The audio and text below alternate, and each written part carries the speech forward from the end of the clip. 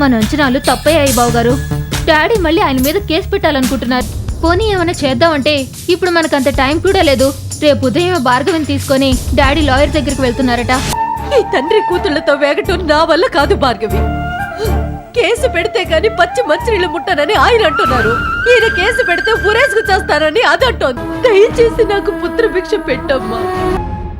ఖచ్చితంగా చెప్తున్నాను పిన్ని, ఏదో ఒకటి చేసి బాబాయ్కి అసలు కేసు పెట్టాలన్న ఆలోచన రాకుండా చూసే పూచి నాది. సార్, పని పూర్తయిపోయింది. బ్రేకులు తీసేసాం. ఒకే దెబ్బకి 2 పిట్టలు. భార్గవి చస్తే నా తమ్ముడు జీవితానికి సమస్య ఉండదు. రాజేంద్ర చస్తే నా బిజినెస్కి ఏది ఉండదు. ఆలోచించడానికి నా చేతుల్లో ఏం లేదమ్మా. ఏం చేసినా నువ్వే చెయ్యాలి భార్గవి. పిన్ని, నా మీద నీకు ఆ నమ్మకం ఉంది కదా, అయితే ధైర్యంగా వెళ్ళి నిద్రపో పిన్ని. నాకెందుకో మేము రేపు లాయర్ని కలవమేమో అనిపిస్తోంది. మన ఆలోచన మంచిదైనప్పుడు ఆ భగవంతుడే ఏదో ఒక దారి చూపిస్తాడు. నువ్వు ధైర్యంగా ఉండు పిన్ని.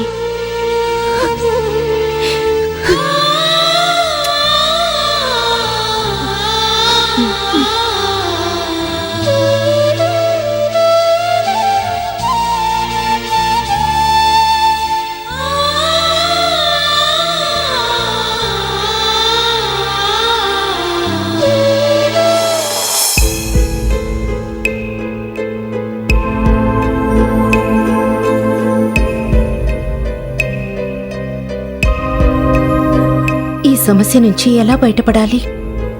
నేను హారికని కానన్న విషయం ఎక్కడ తెలిసిపోతుందోనని ఇంట్లోనే క్షణక్షణం భయపడుతూ బ్రతుకుతున్నాను. ఇక అమ్మతో భీమవరం వెళ్తే అక్కడ అంతమంది మధ్యలో ఎవరికీ అనుమానం కలగకుండా నేనే హారికని నమ్మించడం సాధ్యపడుతుందా? హారిక ఫ్రెండ్స్ ఎవరెవరో, ఎవరితో ఎలాంటి రిలేషన్షిప్ మెయింటైన్ చేసిందో ఎలా తెలుసుకోవడం? ఒకవేళ తెలిసినా ఎక్కడ ఒక దగ్గర దొరికిపోతాను. ఎవరో ఒకరు నేను హారికను కానన్న విషయం కనిపెట్టేస్తారు. ఇప్పుడేం చేయాలి? అమ్మతో భీమవరం వెళ్లకుండా ఉండడం ఎలా?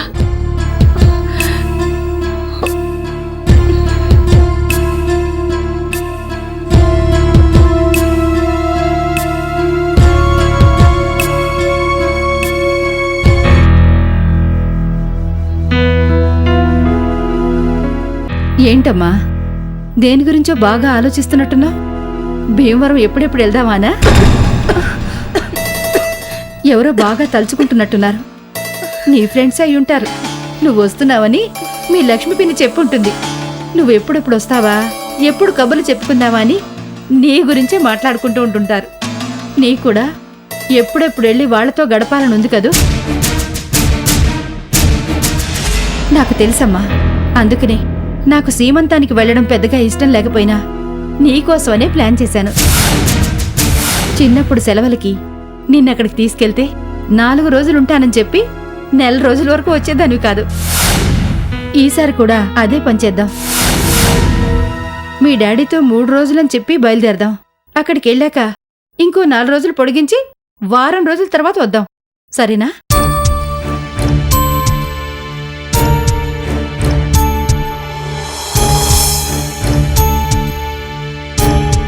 అవును, రవళి ఎంఎస్ సీటు గురించి మీ ఆయనతో మాట్లాడమని చెప్పాను. మాట్లాడావా? మాట్లాడాను. అదే మాట్లాడదామని ఫోన్ ట్రై చేశాను. బిజీగా ఉన్నట్టున్నారు. రాజేశ్వరి, నువ్వు పడుకోవు, అమ్మాయిని పడుకోనివ్వవు. ఎంతసేపు నీ వాగుడుతో అమ్మాయి బుర్ర తినడమేనా? మా తల్లి కూతుళ్ళ మధ్య మాట్లాడుకోవడానికి 1.25 లక్ష ఉంటాయి. మధ్యలో మీకెందుకు? అయినా మీరు నిద్రపోతున్నారుగా, ఇంతలోనే ఎప్పుడొచ్చారు? ఎప్పుడా? నువ్వు నాకు తెలియకుండా ఇంకో 4 రోజులు భీమవరంలో ఉందామన్న ప్లాన్ వేస్తున్నప్పుడే వచ్చాను. నిద్రపోదామనుకున్న నన్ను నిద్రపోనిస్తేగా నీ కేకలా వీధి చివరి వరకు వినపడుతున్నాయి. ఇంట్లో ఉన్న నాకు వినపడవా? అయినా నాకు తెలియక అడుగుతాను, నువ్వు భీమవరం వెళ్తే వెళ్ళావు, నీతో పాటు అమ్మాయిని కూడా తీసుకెళ్ళడం ఎందుకే? తీసుకెళ్తే తప్పేంటి? అమ్మాయికి కూడా కొద్దిగా రిలీఫ్గా ఉంటుంది. అయినా అమ్మాయి మనకి చెప్పకుండా అమెరికా వెళ్ళిందని, ఎవరినో నమ్మి మోసపోయిందని అక్కడ వాళ్ళందరూ ఎన్నెన్ని మాటలన్నారో తెలుసా? వాళ్ళందరి దగ్గరికి నా కూతురు తీసుకెళ్లి చూపించాలి. నా కూతురు అమెరికాలో హాయిగా బంగారం లాంటి భర్తతో కాపురం చేస్తోందని మన వాళ్ళందరికీ తెలియాలి. అప్పుడు గాని ఇంకోసారి నా కూతుర్ని తక్కువ చేసి మాట్లాడరు. ఎవరో ఏదో అనుకుంటే మనకెందుకు రాజేశ్వరి? ఇప్పుడు ఆ ఊళ్ళన్నీ తిరగడం అమ్మాయికి ఇబ్బందిగా ఉంటుందేమో ఆలోచించు. అమ్మాయికేం ఇబ్బందిగా లేదు, మీకే ఏదో ఇబ్బందిగా ఉన్నట్టుంది. కావాలంటే అమ్మాయిని అడగండి. ఏమా, నీకు భీమవరం రావడం ఇష్టమే కదా?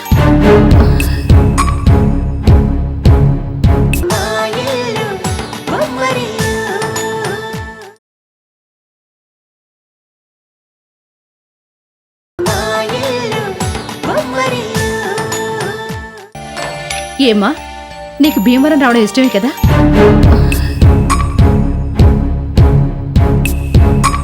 నాకిష్టమే నాన్న. అమ్మ సరదా పడుతోంది కదా, వెళ్ళొచ్చేస్తాం. అర్థమైంది కదా, ఇక మీరు వెళ్ళి పడుకోండి. ఇంకో ముఖ్య విషయం, ఎలాగూ మేం మాట్లాడుకున్నది మీరు వినేశారు కాబట్టి చెప్పేస్తున్నాను. 3 రోజులు కాదు, వారం రోజులు భీమవరంలో ఉంటాం. రేపొద్దున 10 గంటలకే ప్రయాణం. అది మన కార్లో. నేను అమ్మాయి మాత్రమే వెళ్తున్నాం.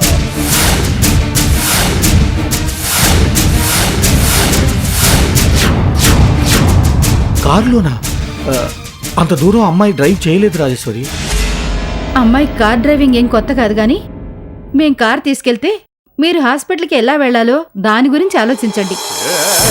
అయిపోయింది. ఏ తల్లి ప్రాణాలు కాపాడటానికి ఇంత నాటకం ఆడుతున్నాను, రేపటితో ఆ నాటకానికి తెరపడబోతోంది.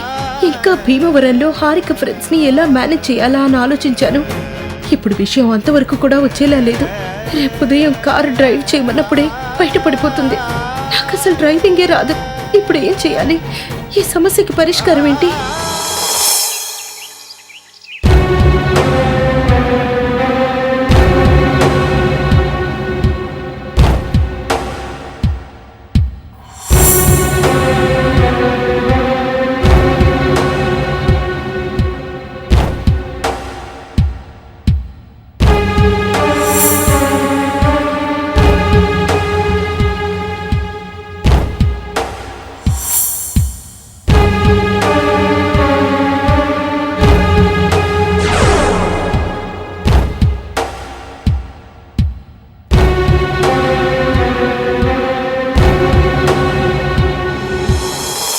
ఏంటమ్మా ఇంకా రెడీ కాలేదా? ఉదయం 7:30 కల్లా లాయర్ దగ్గరికి వెళ్ళాలని చెప్పాను కదా. రాత్రంతా నిద్రపోకుండా ఆలోచించాను బాబాయ్. మనం చేస్తున్నది ఏ రకంగానూ నాకు కరెక్ట్ అనిపించలేదు. మీరు ఇంకొకసారి ఆలోచించండి బాబాయ్. సూర్యకిప్పుడు నోటీసులు పంపించడం అంత అవసరమా? అవసరమని చెప్పే నేను నాతో రమ్మని చెప్పాను. అయినా రాత్రి నాతో వస్తానని చెప్పావు కదా, మళ్ళీ ఈ ఆలోచన ఎందుకొచ్చింది? రాత్రంతా నువ్వే ఆలోచించావా, లేకపోతే ఆలోచించేలా నిన్నెవరైనా ప్రేరేపించారా? నాకొకరు చెప్పాల్సిన అవసరం ఏముంది బాబాయ్? నేను మొదట్నుంచి చెప్తున్నది అదే కదా. నేను చెప్పేది వినండి బాబాయ్. నువ్వేం చెప్పక్కర్లేదు. నువ్వు రాత్రి వస్తానని ఇప్పుడు రానంటున్నావంటే నువ్వు నన్ను మోసం చేస్తున్నట్టు. నా నమ్మకం మీద నువ్వు దెబ్బ కొట్టినట్లే. ఎంత మాట అన్నారు బాబాయ్. నా కోసం కన్ను తండ్రి కంటే ఎక్కువగా ఆలోచిస్తున్న మిమ్మల్ని నేనెలా మోసం చేయగలను? ఇప్పుడు నువ్వు నా మాట విని నాతో రాకపోతే నన్ను మాత్రమే మోసం చేసినట్లు కాదు, నిన్ను నువ్వు మోసం చేసుకున్నట్లు అవుతుంది. ఇంకేం మాట్లాడకుండా వెళ్దాం పద. నువ్వు దేని గురించి ఆలోచిస్తున్నావో నాకు తెలుసమ్మా. నీ ఆలోచనలో త్యాగం ఉంటే నా ఆలోచనలో బాధ్యత ఉంది. అర్థం లేని నీ త్యాగం కంటే అర్థవంతమైన నా బాధ్యతే గొప్పదమ్మా. ఈ బాబాయ్ మాట మీద నీకేమాత్రం గౌరవం ఉన్నా ఇప్పుడు నువ్వు నాతో వస్తున్నావు అంతే. లేదంటే ఈ బాబాయ్ మీదొట్టు. అంత మాట అనొద్దు బాబాయ్. నేను మీతో రావడమే కదా కావాల్సింది. 5 నిమిషాల్లో రెడీ అవుస్తాను.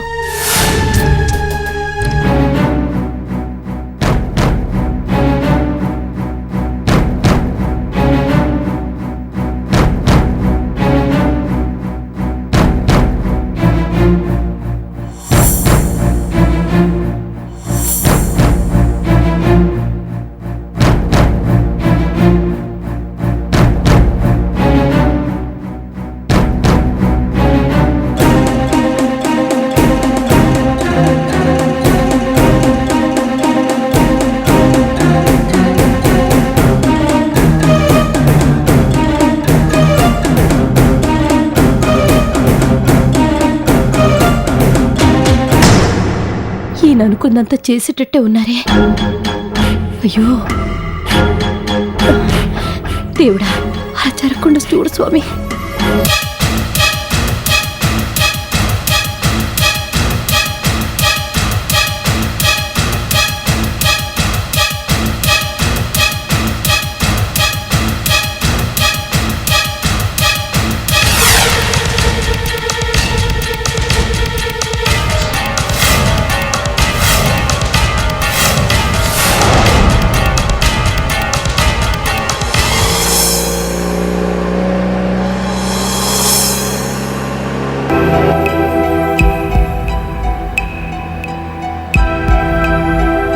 ఒక విషయం అడుగుతాను, నిజం చెప్తావా భార్గవి?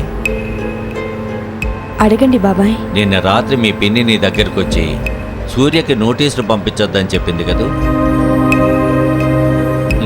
నాకు తెలుసమ్మా, సూర్యకి నోటీసులు పంపిస్తే తన కూతురు జీవితం నాశనమైపోతుందని నిన్ను ప్రాధేయపడింది కదూ?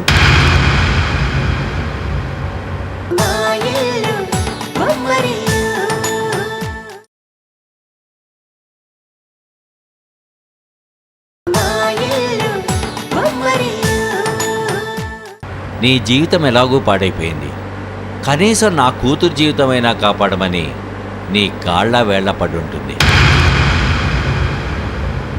తప్పకుండా అడిగే ఉంటుంది.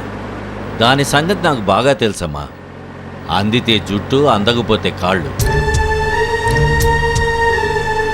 పిన్నల అడగడంలో తప్పేం లేదు బాబాయ్.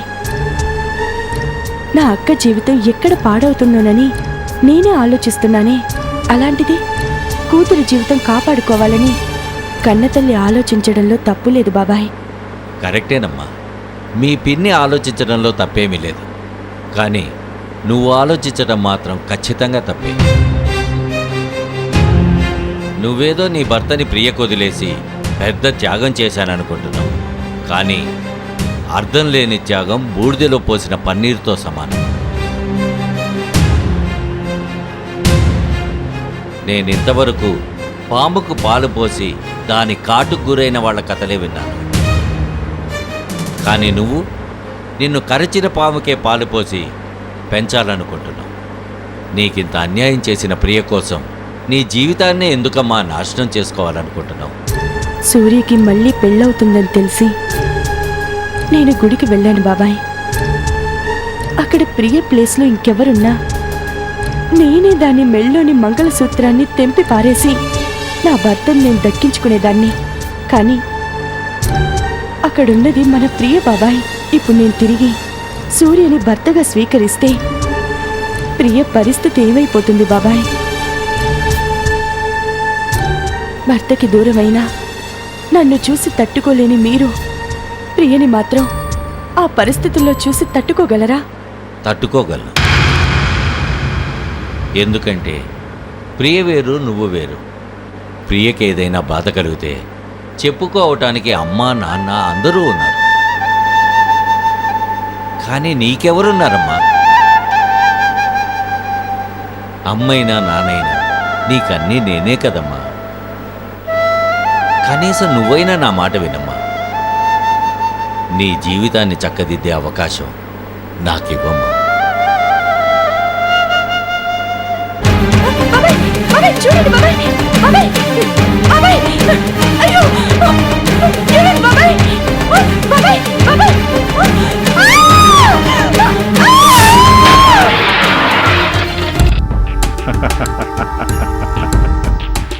Very good.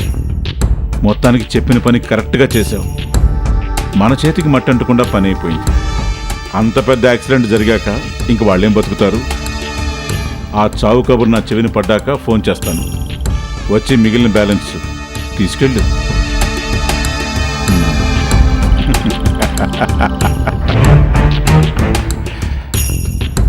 నాతోనే పెట్టుకుంటాడా? వద్దురా అని చిలక్కి చెప్పినట్టు చెప్పాను. వింటాడా? వినలేదు. ఇప్పుడు ఏమైంది?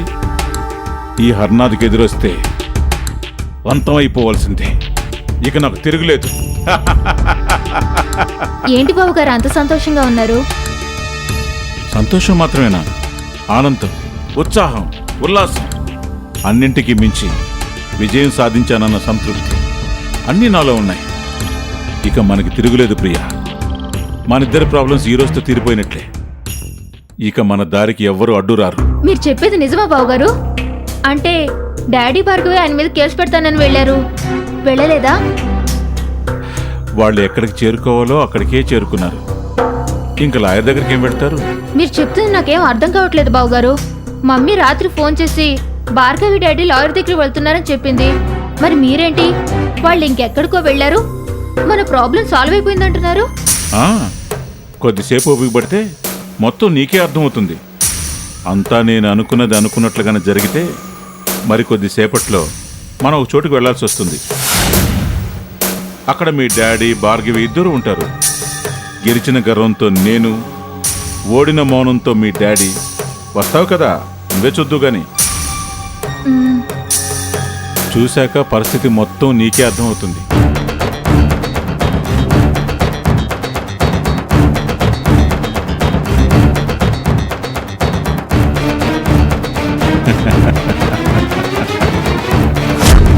రాజేంద్ర, రేపే నీ శవయాత్ర.